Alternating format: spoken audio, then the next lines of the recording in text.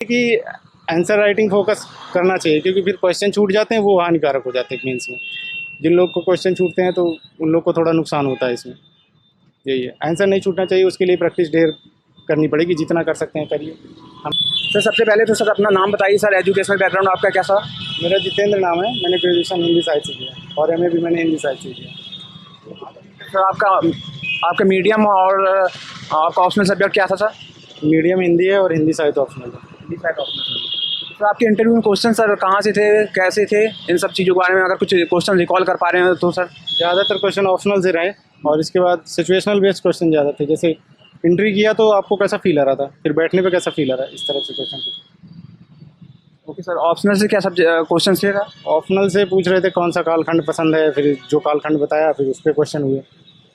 और जैसे कुछ सुंदरकांड के बारे में कुछ पंक्तियाँ दी कि इनको अर्थ बताओ, इनका हिंदी में क्या होगा। और फिर कबीर तुलसी में कौन पसंद है। ऑप्शनल से ज़्यादा क्वेश्चन थे, मोस्टली ऑप्शनल पे ही ज़्यादा।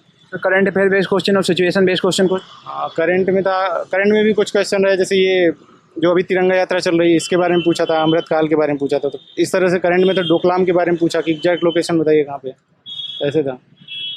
और यूपी के बारे में भी कुछ पूछा, वो मुझे याद नहीं आ रहा अभी। ओके सर, आपका मतलब इंटरव्यू लगभग कितनी देर चला? 20 से 25 मिनट, घड़ी तो मैंने देखी नहीं, लेकिन हाँ इतना चला होगा। सर आप यूपीएससी की भी अटैम्प्ट देते हैं, यूपी पीसीएस का ये कौन सा अटैम्प्ट था, उसकी हिस्ट्री सर आप कुछ थोड़ा बताइए। मैंने यूपीएससी भी दिया है, उधर सफलता नहीं मिली, फिर मैंने इधर फोकस किया। तो ये मेरा पहला ही है प्रयास जो इसमें हुआ है मेरा। फर्स्ट अटैम्प्ट है, उसमें इंटरव्यू बताया मैंने पहले भी दिया है, लेकिन मैं यूपीएससी भी देता था, ये भी देता था। तो ये मेरा पहला था फोकस्ड करके इसको, यूपी पीसीएस को। तो इस बार यहाँ पहले ही थे मैंने।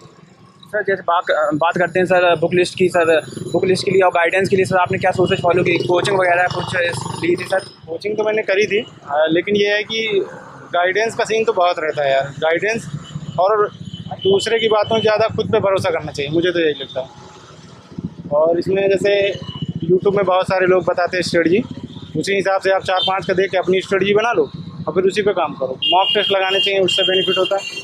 पढ़ने से ज़्यादा मॉक टेस्ट लगाने से फ़ायदा होता है।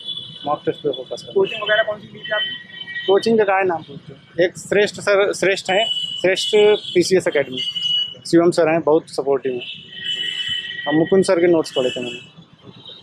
सर प्री के लिए स्ट्रेटजी क्या अपनाई थी सर, बुक लिस्ट क्या फॉलो की थी? प्री के लिए घटना चक्र लोग पढ़ते हैं, मैंने भी वही पढ़ी थी। और अलग अलग सब्जेक्ट के लिए अलग अलग है, जो कंफर्ट लगे। और सबसे ज़्यादा तो मुझे ये लगता है कि एक बार जो बुक पढ़ो पहले सोच लो, फिर अब जिसको पढ़ो उसी भरोसा करो। भरोसा करना चाहिए, बुक नहीं बदलनी चाहिए। कोई भी बुक पढ़ो ठीक है, सब जिसमें संपूर्ण है उसी को पढ़ो और बदलो मत बार बार। ये मुझे ओके सर, करंट अफेयर के लिए आपने सर क्या मटेरियल यूज किया था? करंट अफेयर्स के लिए तो यार बहुत सोर्स है, घटना चक्र का पढ़ लो और एक घटना सार की आती है, लास्ट टाइम उसी को पढ़ के गया था मैं। सर मेंस के लिए सर स्ट्रेटजी और बुक लिस्ट क्या फॉलो की थी सर? जीएस के चारों पेपर है, वही मेंस में भी है, लेकिन क्या है कि मेंस में आंसर राइटिंग का इशू रहता है। कैसे आपने सर? मैंने टेस्ट सीरीज करी थी शिवम सर के यहाँ। तो मॉक इंटरव्यू के लिए सर? मॉक इंटरव्यू भी मैंने दिए थे, वही शिवम सर के यहाँ मैंने दिया था।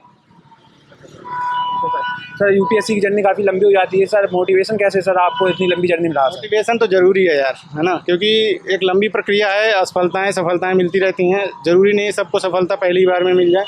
तो मोटिवेशन तो होना चाहिए, वो इनबिल्ट होना चाहिए, आदमी में अंदर से आना चाहिए। ये नहीं कि कोई कह रहा है तब आप तैयारी करो। आप अपने, जब आपको खुद लगता है तभी आप करिए, वही मोटिवेशन लास्ट तक रहता है। फैमिली बैकग्राउंड का बहुत सपोर्ट रहता है, आदमी तभी ये सब चीज़ें यहाँ तक कर पाता है, जो भी है।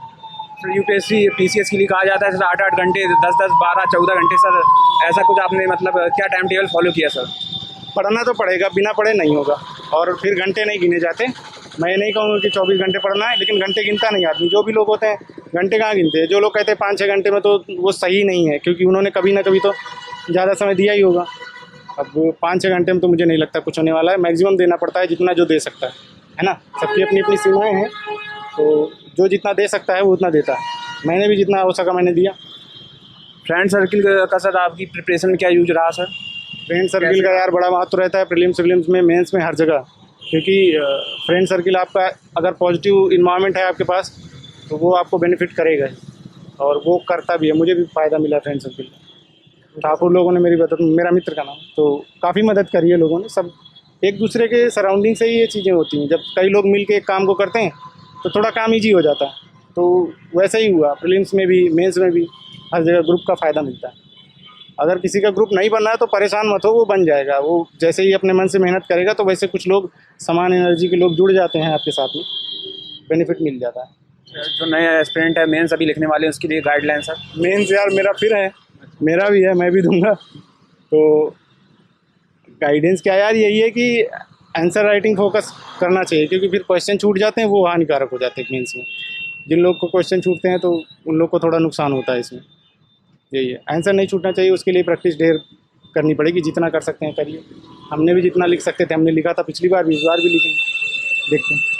सर इंटरव्यू में काफ़ी प्रेशर का माहौल होता है, उसको टैकल करने के लिए सर मॉक इंटरव्यू से भी अलग? मॉक इंटरव्यू से फ़ायदा तो मिल ही जाता है। वही हाल है कि जैसे वहाँ फ्री में आप देते हैं आंसर राइटिंग, प्रैक्टिस करते हैं, मेंस में करते हैं, वही हाल यहाँ भी है। उसकी भी प्रैक्टिस होती है कि बैठना कैसे है, बातचीत कैसे करनी।